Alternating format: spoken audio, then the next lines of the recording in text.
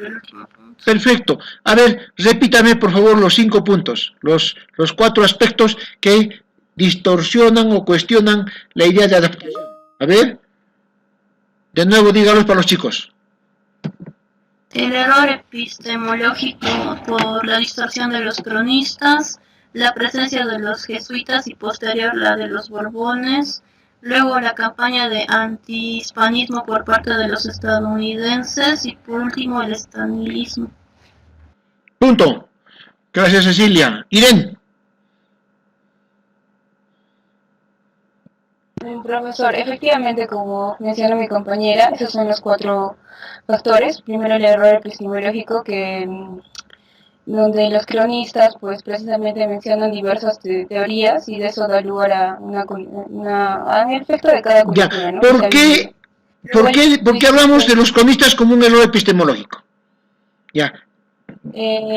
Porque, bueno, cada cronista ha narrado según el tiempo en el que ha estado, según sus experiencias, según la influencia que ha y sus intereses particulares. O sea, también, una de las cosas fundamentales que se les cuestiona a los cronistas, aparte del tiempo que han estado, que no conocían, que les faltaba más tiempo para vivir y comprender, era el error con la reciprocidad, profesor. La reciprocidad es general, algo concreto.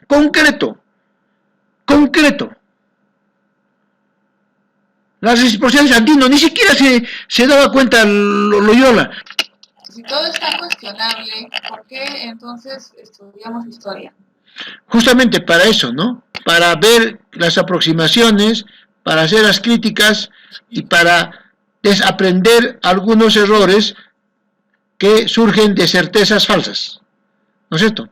Por lo menos para dudar y decir que no es así y por lo tanto la consecuencia en el presente y en el pasado no deben ser así. Por ejemplo, ¿no es cierto? Se dice que los incas eran unos gobernantes magníficos, que eran los mejores porque gobernaban verticalmente, no tenían democracia ni nada, ¿no es cierto? Entonces, muchas propuestas de dictadura, muchas propuestas de gobiernos autoritarios, sutilmente se respaldan en ese incario, ¿me entiendes? Y tú te das cuenta que no era así, que era más bien una tiranía, que no había tal gloria, ¿no es cierto? Y eso te sirve para, digamos, cuestionar en el presente modelos que se basan en ellos, ¿me entiendes? Entonces, y además, con el cuestionamiento a la historia, tú puedes encontrar otras maneras de pensar, otros aspectos que no se han visto, que te pueden servir para una mejor organización del mundo actual y cómo aterrizar en un mundo posterior, ¿no es cierto? Entonces te da otra perspectiva de pensamiento. Entonces a mí me parece que ya esa historia de los incas, digamos idílica, se debe desterrar porque eso ocasiona que en muchos casos, como en Cusco por ejemplo, hayamos vivido más pendientes del pasado glorioso después de los años 50 que preocuparnos por salir de ese atolladero de atraso cuando Arequipa nos dejó atrás, ¿no es cierto? Entonces, esta historia crítica nos ayuda a encontrar mejores destinos, para plantear mejores propuestas para el Cusco y dejar de amarrarnos a un pasado glorioso que, si bien como pertenencia, como reconocimiento a los ancestros es importante, pero no nos enseña mucho para el futuro, ¿no? A no ser que veamos su característica de adaptación, ¿no? Entonces, frente a ese enfoque purista, pasadista, paradisíaco, yo creo que oponer una visión más moderna, más recreativa de lo andino, se aproxima más a la verdad que lo otro, ¿no? No sé, ¿está bien, Nancy? No sé si con esto digo algo. Sí, profesor. Gracias, un gusto conocerte. Francisco, para Fernalia, vamos a hacer hoy día el invento criollo. ¿Les gusta el tema? ¿Sí? ¿Les gusta? ¿Sí? ¿Me ponen atención? Un ratito nomás, ¿sí? ¿Sí? ¿Les pido? ¿Un ratito? ¿De acuerdo? Sí, profesor. Entonces ya hemos dicho que hay esos 4. Sí, profesor. Perfecto. Error epistemológico. Por favor, atención, atención. Estoy grabando la clase. Y por favor, denle fuerza, porque ya para que no repitamos lo mismo. ¿Qué cosa decía, profesor? ¿Dónde nos hemos quedado? Ya, denle fuerza. Atención. Juro, prometo que voy a ser corto, breve, bien conciso. Y nos vamos, ¿ya? Uno, el error epistemológico, las crónicas. Otro, el error de los jesuitas, ¿no es cierto?, que crean una pureza inca, un paraíso para responder a Martín Lutero. Otro, los borbones, que inventan unos incas maravillosos, súper maravillosos, ¿para qué? Para anular al indio. Justo las 2 canciones que han escuchado hablan de un gran inca, el inca, por sobre todas las cosas, pero no están alabando al inca en realidad. ¿Qué están haciendo? Lo están anulando al indio, lo están separando. Y vamos a ver cómo los borbones criollos tienen una bronca al indio, ¿no? Vamos a ver por qué. Y luego el antihispanismo de Estados Unidos, ¿no? En el siglo XIX y luego Stalin. Ya hemos visto el asunto de la crónica, aquí está el infograma, hemos visto el asunto del dorado, hemos visto el asunto del pensamiento feudal, del exotismo del turismo, del infantilismo que nos lleva al pasado glorioso, hemos visto del aceleramiento histórico, como cuando la historia se acelera, se crean más estos mitos, ¿no? Entonces hemos visto el invento jesuita, como la reforma, la contrarreforma, ¿no es cierto?, el mundo feudal y la reforma que va contra el feudalismo, Martín Lutero, cómo responde Loyola, ¿no es cierto? Y ahora vamos a ver el invento borbónico. Para entender el invento borbónico criollo, necesitamos saber qué ocurría en el mundo hasta 1700-1740. Nosotros habíamos dicho que en América, España viene con toda una tradición de haber negociado. España tiene miles de años de convivencia de varias culturas, varias, romanos, celtas, íberos, visigodos, moros, musulmanes, judíos. Encima en España se produce la gran revolución científica inicial con todos los moros. Es un imperio que gobierna muy bien las diferencias, tiene un imperio grande en todo el mundo en su época de esplendor. Y España es golpeada por la reforma, aprende de la reforma que tiene que ser más tolerante. Y los jesuitas que nacen en España, que están contra el gobierno español, por supuesto, entonces llegan aquí. Pero ya para eso, en 1570, los españoles han negociado, después del Taquioncoy, con los curacas, ¿no es cierto? Y esta negociación que hacen con los curacas les permite a los curacas y al llamado pueblo indígena originario, que no existen, ¿no es cierto?, les permite tener libertades. No son pues la maravilla, no voy a decir que ellos gobiernan todo, no, pero ellos pueden tener su propio gobierno, pueden tener su propia negocio, sus arrieros, sus arrierajes, ¿no es cierto? Entonces, hasta 1740 más o menos, gobierna en España y por ende en las colonias americanas los llamados Austrias o Habsburgo. ¿Quiénes son los Austrias o Habsburgo? Son un grupo que viene del Sacro Imperio Germano Románico, Carlos V de España y Carlos I de Alemania. Es una casa. Hay otra casa que también se llama la Casa de los Borbones, que son más franceses, pero no son tanto como los Austrias, que son negociadores. Los Austrias son españoles y negociadores. Los Borbones son franceses. Por eso cada vez que me dicen Túpac Amaru se ha levantado contra los españoles y para que no haya colonia, mentira, más bien se ha levantado a favor de los españoles contra los franceses y para que vuelva más bien a la colonia y no haya estos elementos. Ya después hablaremos de Túpac Amaru, las falsas ideas que se tienen. ¿A qué voy, señores alumnos? A que América es gobernada por estos hombres que hacen pactos, que les dan a los caciques, incluso ellos mismos adquieren apellidos nativos nuestros. Muchos españoles se cambian apellidos como Inca Roca, Sinchirroca, Tupayachi. ¿Por qué? Porque eso les daba estatus en América, les daba, ¿no es cierto?, acceso a un prestigio social, ¿no? Y gran parte de nuestros apellidos gloriosos que tenemos, ¿no es cierto?, Tupa, Yavilla, todos nuestros apellidos nativos son de esta época. Hay una convivencia. Pero ya sabemos que mientras está ocurriendo esto en Europa, todo el feudalismo desde el siglo V, también en Europa están ocurriendo las revoluciones burguesas, los movimientos liberales democráticos. Y entonces, muchos de esos movimientos van a triunfar poquito a poco en Inglaterra, otros en Estados Unidos, otros en Francia, otros en los países nórdicos. Pero también van a haber unos vivos que van a disfrazarse de liberales, de demócratas, de científicos, para más bien hacer el gatopardismo, ¿no es cierto? Todos cambian en un sentido, pero yo parece que voy en un sentido, pero en realidad estoy yendo hacia atrás. Eso se llama el gatopardismo. Aparentar que cambio para no cambiar. Y estos son los Borbones.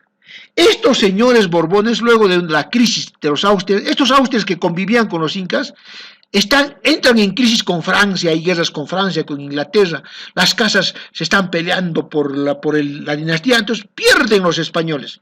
Los españoles ya están quebrados, están en la última parte de su imperio, y más o menos en el siglo XVIII, ¿no es cierto?, después de haber gobernado casi 3 siglos, tener tremendo imperio, van a entrar en crisis.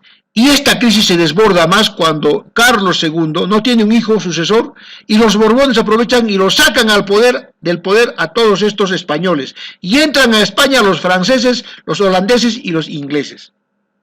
Estos señores dicen, oye, estos indios tienen acá mucho poder. ¿Has visto unos indios que gobiernan todo? Hay un Tupac Amaru que tiene todo sus arrieros, otro cacique Caqui por acá, otro Sahuaraura por aquí, otro Condorcanqui. Oye, hay un montón de indios, así decían, ¿no?, los Borbones, que tienen poder acá. Hay que recuperar América. Hoy no están viniendo como antes los impuestos. Esto se lo están llevando todo, hay que reconquistar, y mandan las reformas borbónicas. Eliminan caciques, no hay incas, ya aumentan los impuestos, ventas forzosas, rompen el mercado, monopolio, rompen a todos los antes. ¿Me están entendiendo, por favor, hasta acá? ¿Se está entendiendo? Sí. Sí, profe. Entonces, una cosa son los españoles hasta 1740 y otra los Borbones franceses que entran, ingleses y holandeses que entran aquí. Entonces, esto provoca rebeliones. ¿Me dejo entender? Y estas rebeliones hacen que se odien Borbones contra los llamados indígenas y mestizos. ¿Me entienden? ¿Se me está entendiendo o no? ¿Sí? Una de esas rebeliones es la de Tupac Amaru. Son 180 rebeliones.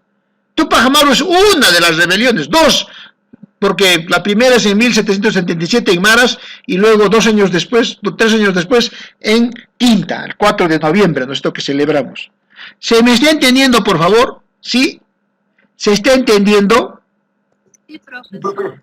Una cosa son los austrias, que son amigos de los curacas y de los indígenas, que así llamados, y otra los Borbones, que son enemigos, que son unos atorrantes, que no quieren conversar nada, racistas.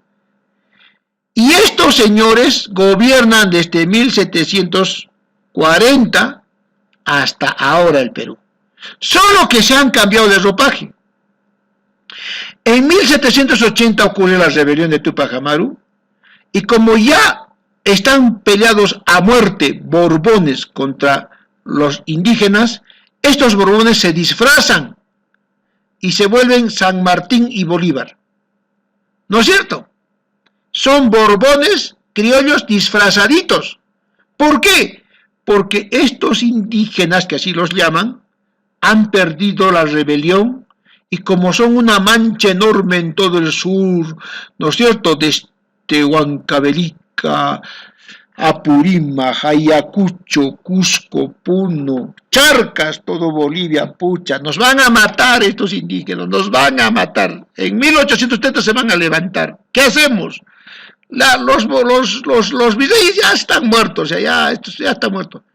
hay que hacer como que hacemos una expedición libertadora, con el pretexto de decir que vamos a liberar a la población del Perú, vamos y los matamos a los indígenas. Sí, yo estoy de acuerdo, le dice Simón Bolívar a San Martín, hay que hacer como que hacemos la libertad, pero en realidad los matamos a los indígenas. Oye, pero no podemos matarlos, ¿cómo es eso? Anda tonto, le metes la mano al bolsillo, les quitas sus tierras, ¿ya? Haces como que vendes sus tierras, pero les quitas a todos los curacas y les cortamos la yugular, les metemos la mano en el bolsillo y ¡pum!, los anulamos.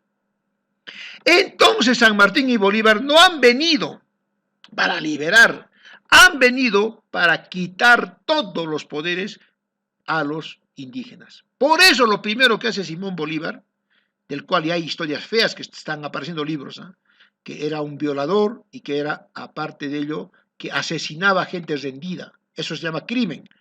Una cosa es matar a alguien en combate porque por defensa propia, en combate, y otra cosa es matar a alguien que está rendido. Eso es crimen de guerra. Ojalá que no sea cierto esto, porque hay fuertes y feas versiones sobre Bolívar. Bueno, ¿a qué voy? Entonces los Borbones crean la siguiente estrategia. Separan al Inca, miren, separan al Inca del indígena. Acá lo ponen al Inca como algo grande, le pongo con rojito, ¿ya? ¿No es cierto? Le ponen al Inca en un pedestal, Inca superior, ¿no? Inca superior, ¿no? Inca superior, y también entonces dicen, ya, Inca no indio, no indio. Entonces, Inca soy yo. O sea, el criollo pasa de Inca puro, grande, ¿no es cierto?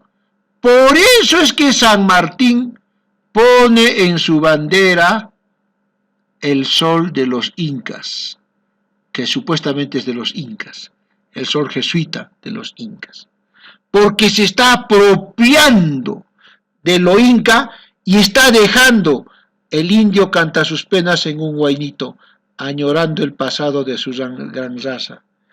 Y se vale de un médico enorme, inteligente pero racista, que se llama Hipólito Unanue, que a su vez cita a Heródoto y dice, cuando la gente de un imperio pierde la guerra, sus pobladores se vuelven escombros. Ayer montañas, hoy solo escombros.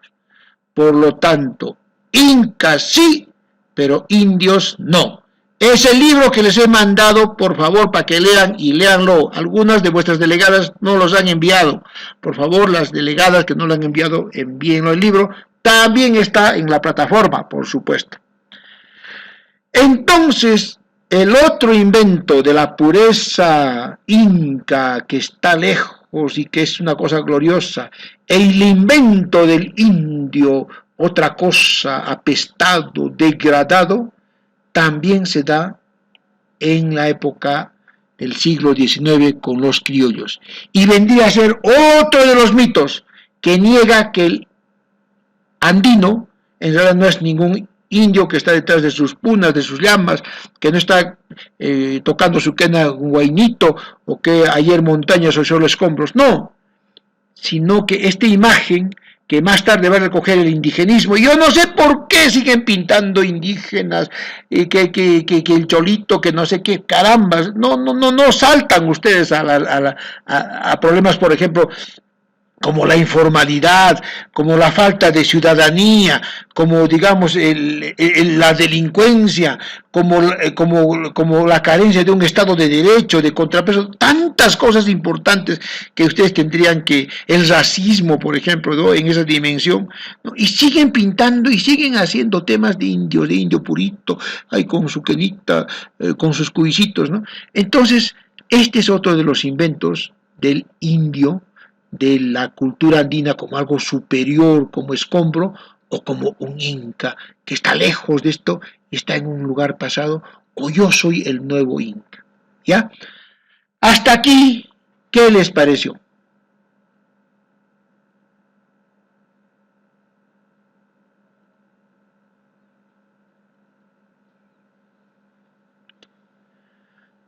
Luis Gustavo. Profe, ¿sobre qué hechos usted testimonia que don José de San Martín y Simón Bolívar son borbones? Son borbones. La bandera del Perú, rojo y blanco, es borbona. Son colores de los borbones. ¿De qué hechos usted? Son borbones. San Martín pertenece a una familia borbónica. Su proyecto es borbónico. Él quiere un país regimentado por Inglaterra y Francia con reyes del tipo inglés. Es abiertamente borbón. Él no cree en la república. Entonces más es sobre su vida no, sus ideologías, su vida, todos sus proyectos. Sí, hay un parentesco, ¿no? Como usted dice en la bandera, ¿no? Se nota en sus palabras que sí se refiere, ¿no? Claro. Pone un sol inca, ¿no? Claro, el color rojo y blanco es color de los borbones. También comparto, digamos, que también dice que fueron a quitar terreno, ¿no? Por supuesto. Fueron una forma, ¿no? Por supuesto. Bolívar es un borbón, pero de tipo napoleónico. ¿Ya? Es un borbón, porque los borbones tienen origen francés. Y Bolívar, el padre de Bolívar es el padre mental, ¿no? El padre modélico de Bolívar es Napoleón Bonaparte. ¿Y qué es Napoleón Bonaparte? ¿En qué termina Napoleón Bonaparte? Termina imponiendo un reinado con nombre de república. Por eso que cuando pierde en Waterloo, ¿no es cierto?, en 1815, ¿no?, pues los verdaderos monarcas toman el poder, pero ya disfrazados de la revolución industrial, ¿no es cierto? Entonces, ambos, tanto San Martín y Bolívar, tienen en mente sobre todo Bolívar, ¿no?, porque San Martín era abiertamente monárquico. Bolívar tiene la idea de una república de nombre, pero en el fondo una estructura monárquica. Y eso se llama borbonismo. Y además odia a los indígenas, los odia a muerte. Bolívar odia a los indígenas, ¿ya? Tal los odia que va a conversar con Agustín Gamarra, que es otro racista que vive en Anta, ¿no? Y eso, ¿no? Nancy. Profesor, no le escuché bien, dijo que Simón Bolívar, el papá era Napoleón, no le entendí. Claro, o sea, el modelo, usted sabe que en 1812-11, Napoleón Bonaparte instaura en Europa un modelo de nombre república, pero de estructura monárquica, ¿no es cierto? Cuando él mismo se corona emperador, ¿no es cierto? O sea, él no creía en la república, no creía en el pueblo como participación, ¿no?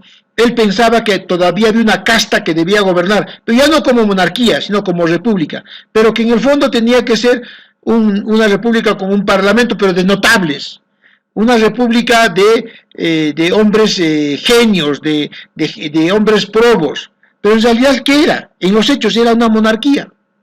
Entonces, el republicanismo napoleónico fue el modelo de Simón Bolívar, ¿no? Bolívar, incluso hasta la forma en que se hacía retratar, ¿no?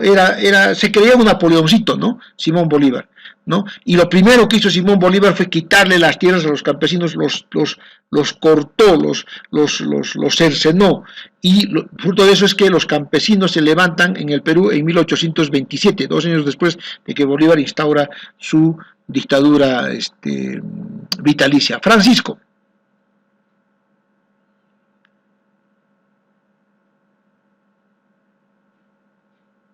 Profe, una pregunta. Dime. Profe, ¿qué perspectiva tienen con respecto a Mateo Pumacahua?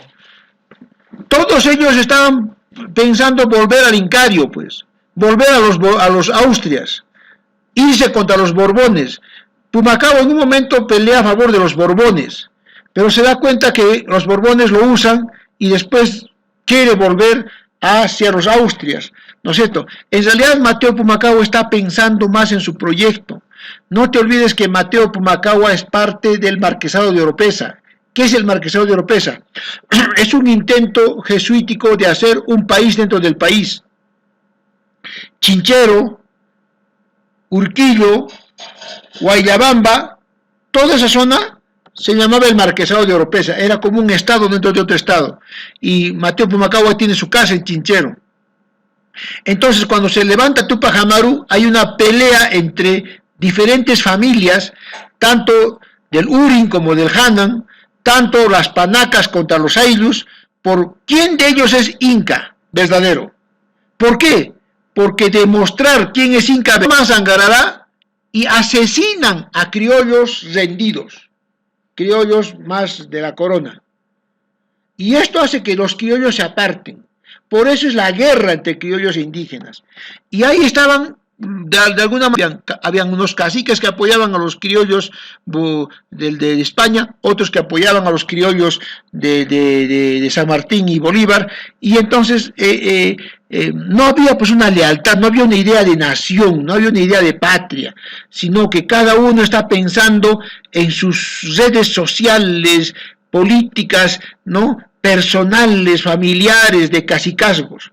Entonces, decir que Mateo Pumacahua era un traidor, pues traidor es quien sabe qué es lo que está haciendo y sabiendo traiciona o deja o abandona. Pero Pumacahua no sabía, pues no tenía ni idea de patria. Para él era su red de Sicuani, ¿no?, por las carreteras que competía con Tupac Amaru, era su familia contra la otra familia, pues no tenía ni idea de país. Por eso llamarle traidor a una persona que no tiene noción de qué es país, que entonces no cuadra, ¿no? Historia nos enseñan de otra manera, ¿no?, desde otra perspectiva. Gracias. ¿Qué dices, Luis, y luego Nancy? Profesor, entonces referente al bicentenario, ¿cuál sería su punto de ¿Qué bicentenario? ¿Y qué bicentenario, por favor? Por favor, qué bicentenario, por Dios, la República recién la conquistamos con las luchas sociales en 1930, 45, después de la Segunda Guerra Mundial, y la seguimos recuperando con las grandes movilizaciones de los 60, por derechos civiles, por de participación. Hasta ese entonces flagelaban a los indígenas como esclavos. ¿Cuál independencia? Por favor, hasta seguían todavía la esclavitud, seguían la trata de personas, comprando indios, vendiendo indios como esclavos en las haciendas. Por Dios, qué bicentenario, por Dios. O sea, no han venido acá a hacer república, han venido acá a matar indios, a deshacerse de los indígenas. Es eso lo claro. Recién con las luchas sociales, con José Carlos Mariátegui, Aya de la Torre, pero Aya de la Torre también se voltea en los años 50, ¿no? No sé qué le pasa a Aya de la Torre y se va a la derecha, y ahí es que su partido comienza a caer hasta que el suicida lo termina de hundir, ¿no? Igual el comunismo era un movimiento muy lindo, estaba generando democracia, mercado, todo, y comienzan a venderse sus dirigentes, ¿no? Y fíjate lo que tenemos ahora, nuestros dirigentes de pacotilla, cualquier cosa, después de los partidos políticos, ¿no? Antes por lo menos habían dirigentes, ahora hay puro delincuente buscando un poder. Bueno, Nancy quería decir algo y luego Marco. Sí, profesor, y esto sobre la posibilidad de que Napoleón iba a gobernar el Perú. No, pues Napoleón muere antes de Bolívar, ¿no? Claro, Napoleón muere preso en la isla de esto, no, muere pobre. No, el napoleonismo es una idea de rescatar la Revolución Francesa, pero con formas monárquicas. ¿Por qué? Porque Robespierre, ¿no es cierto?, había hecho de la Revolución Francesa una cacería, una carnicería de venganza, ¿no es cierto? La Revolución Francesa termina en un baño de sangre, en una masacre, en una venganza de castas, ¿no es cierto? Robespierre, que es de la clase media, ¿no es cierto?, de alguna casta, enciende el odio el odio de los campesinos, de los siervos, y comienza a eliminar a la monarquía. Y la monarquía reacciona, por supuesto, porque ya eran muchas las matanzas, ¿no? Entonces yo creo que Napoleón quiere darle a la Revolución Francesa un cariz menos vengativo contra la monarquía, sino que participe en la monarquía, pero que sea republicana. Entonces, ese modelo parece salvar la Revolución Francesa, pero sin embargo no la salva. ¿Por qué no la salva? Porque era lo mismo, pues, era otra manera de monarquía y solo tenía el nombre de república. Y en realidad, los criollos, tanto criollos a favor de un cambio como criollos a favor de la colonia española, pues no creían en la república. Creían que las castas eran naturales, era como se debía gobernar, no creían en que todos somos iguales, ciudadanos, contrapeso de poderes, la meritocracia, no, ellos tenían claro que el mundo sigue siendo de castas, por eso llamamos al napoleonismo, llamamos un republicanismo de barniz, pero que en el fondo contiene un monarquismo, Nancy, ¿me entiendes? ¿Sí, Nancy? ¿Nancy? Sí, profe, sí, estaba... Sí, hay que estudiar bastante la historia de la Revolución Francesa. Hay que estudiar la historia después de Francia, qué ocurre con Napoleón, el 18 Brumario, el giro que le da a Napoleón, ¿no? Pretextando la Revolución Republicana, también está queriendo restaurar a Francia como imperio. Se está mezclando cosas, ¿no? Sí, Marco. Muchas gracias. En sí, distorsionada. No nos enseñan la historia verdadera, qué pasó en el Perú, de dónde venimos y a dónde vamos, ¿no? Prácticamente nosotros hemos vivido engañados desde un principio, ¿no? Nos enseñaron a que nos odiemos entre criollos, entre indios, entre mestizos, no sé, entre diferentes clasismos sociales. Sí, tiene razón en decir que tal vez Bolívar vino acá a matar indios, ¿no? Porque se unieron con los criollos. Los criollos se creían de una raza blanca, alta, alcurnia, que simplemente también eran peruanos nacidos de los españoles, ¿no? Y es así que se unieron con la Iglesia Católica, y es por eso que quedó arraigado, que hasta ahora yo no veo eso, que nos pusieron su bandera, se pusieron su himno, y así. En sí nunca fue independizar el Perú. Es por eso que hasta ahora se sigue viendo ese clasismo social. Es por eso que hasta ahora no quieren que gobierne un campesino o un indio, ¿no? En el Perú. Claro, Ese criollismo, ese odio al campesino, al cholo, barato viene justamente que... De los Borbones, Marco, de los Borbones, no de los españoles. Los españoles más bien convivieron con los campesinos, con los caciques. Los Austrias, antes de 1740. Quienes odian a los indígenas, son racistas, son los Borbones franceses, ingleses y holandeses, que no son lo mismo que los españoles que han venido en la conquista, que no son lo mismo. No es lo mismo que el Virrey Toledo y todo el régimen del Virrey Toledo a 1740. ¿Me entiendes, Marco? Incluso antes de la independencia, cuando iba el 1921, la ciudad de Lima estaba rodeada por miles y miles de gente indígena, campesina. La ciudad de Lima es indígena. La ciudad de Lima es indígena. Prácticamente Simón Bolívar San Martín se obligó, se sintió obligado para que Lima desde este momento libre de independencia. Claro.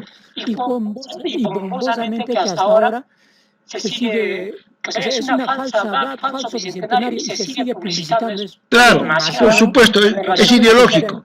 Claro, no te olvides que en Lima estuvo la cultura Lima en el año 200 al 1200 y después la cultura Pachacama. Y Lima es pura, recontra indígena. Santa Rosa de Lima no era blanca, era una altomisayo de la cultura Pachacama. San Martín no era católico, era un negrito que hacía vudú, así que se inventan los santos también. Ya. Bueno, Xochitl tu conclusión. Gracias, Marquito. Tu conclusión, Sotil, tus opiniones. Te queremos escuchar.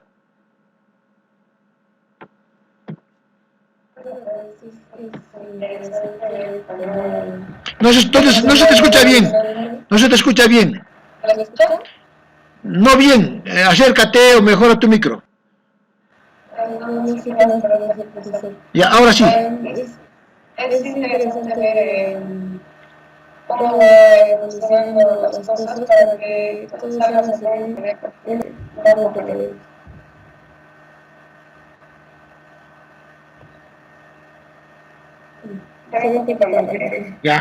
Ya, entonces igual. Entonces, sí, ¿nos quieres decir que se planea algo pero sale otra cosa, algo así? Como que nos dicen una cosa, pero es otra cosa, ¿no? Claro, al fin y al cabo no podemos saber lo que quiere hacer cuando se plantea la historia, porque hay una parte que está manipulada para que no sea el plan que había en un principio, como en el ejemplo que de Bolívar. Era todo un plan y al final nadie se enteró de ese plan, aunque las cosas estaban ahí. Perfecto. Gracias entonces por esos tus aportes. Gracias. Propósito de invención, ¿no? Que los poderes van a inventar siempre purezas porque tienen intereses con esas purezas, ¿no? Los cronistas tienen interés porque esa pureza les sirve para sus intereses personales, ¿no? Los jesuitas para que consoliden la contrarreforma, ¿no? Y los criollos para justificar su odio a los indígenas que nace, que los criollos son borbones, no son españoles. Ojo, no son españoles. Pues que Túpac Amaru se ha levantado contra los españoles, no contra los borbones, que no son lo mismo.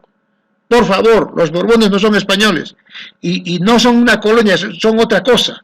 No se levanta contra la colonia, contra los españoles. No sé de dónde han sacado eso de Túpac Amaru. Entonces, la conclusión es que cada poder en cada momento antropológicamente crea una imagen de la cultura, ¿no? Como una pureza, ¿no es cierto? Y niega que haya una permanente adaptación, modernización del pueblo andino en función de sus intereses, ¿no? Esa sería la conclusión. ¿Alguien más quiere decir algo para irnos ya? Algo más, ¿no? Acotar, profe, definitivamente. Lo que yo he estado leyendo ha sido, pues, Tuxtén, ¿no? Esa ha sido la obra que más me ha impactado, y habla acerca de los Horas, ¿no? Pobladores de los cuales, o sea, Mr. Tank y otros, ¿no? Que eran norteamericanos o de otros lugares que venían a como esclavizarlos y los utilizaban para sacar las minas de Tuxteno, ¿no?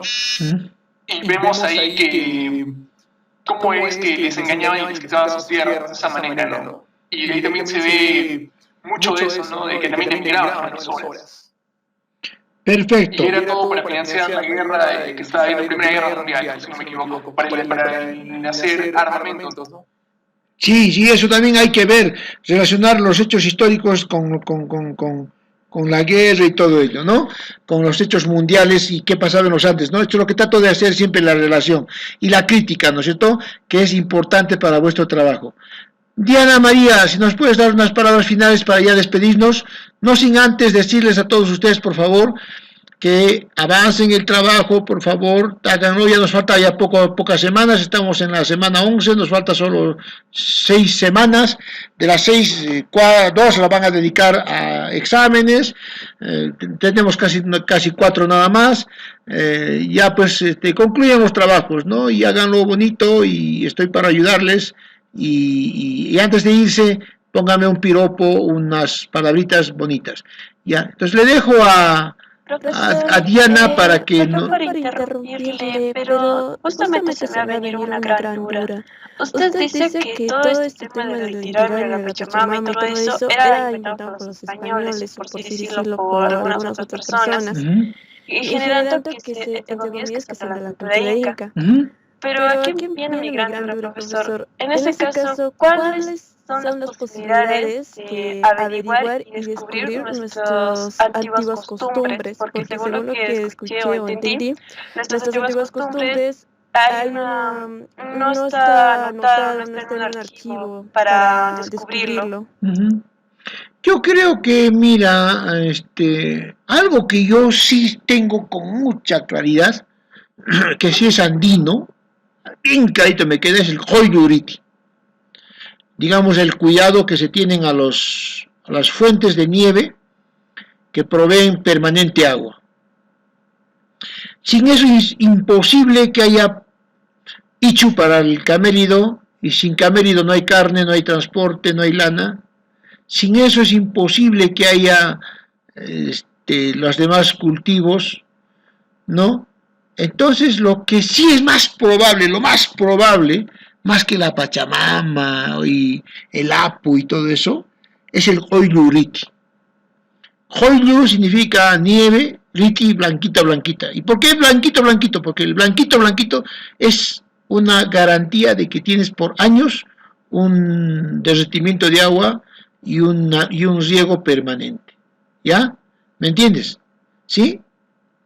Entonces, eso sí yo creo que es lo mejor que tiene los Andes. Lo más seguro. Lo más seguro. Quizás haya pago a la tierra, eso no se sabe, porque se han encontrado pagos. Los entierros de las momias, por ejemplo, sí se ven ahí ofrendas, ¿no? Se ven, por ejemplo, en algunos entierros instrumentos musicales, se ven alcanzos, paquetes, ¿no? Pagos, ¿no? Pero no tan así como ahora lo inventan, ¿no? Con algunas cositas, ¿no? Pequeños cuenquitos, las hillas que se llaman, ¿no? Cositas chiquititas. Eso sí es casi seguro, pero que sea como rito o es acompañamiento a los muertos. Eso también hay que descifrar, ¿ya? Entonces, si es posible inferir, Marcia, inferir, no asegurar, cuál es lo que verdaderamente hacen los andinos. Inferir, porque, de nuevo te digo, y ya sé que les rompo el corazón, ya sé que me van a decir, pucha, este profesor, que no sé qué, que antipatriota, ya díganme lo que quieran, pero sin escritura no hay nada. ¿De acuerdo? ¿Sí? ¿Sí? Sí, profesor, está bien.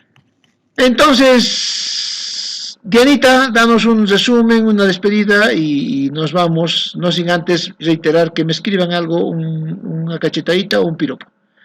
Dale, Diana. Sí, profesor, creo que me parece muy interesante la clase con las mentiras que dejó el criollismo y como menciona la parte de la apropiación y que deja así integrada al personaje indio y se apropia del concepto del Inca como así como la raza pura y menciona, y eso me pareció demasiado interesante, profesor. ¡Wow! ¡Qué resumen! También lo que mencionó que todo eso provocaba algo así como que mermaba el proceso de adaptación que se tenía de la cultura. La idea, ¿no? O sea, la idea de lo que realmente ocurría, ¿no? Y qué buen resumen has hecho, mejor no lo podría hacer yo nada. Gracias a todos ustedes por esta tarde,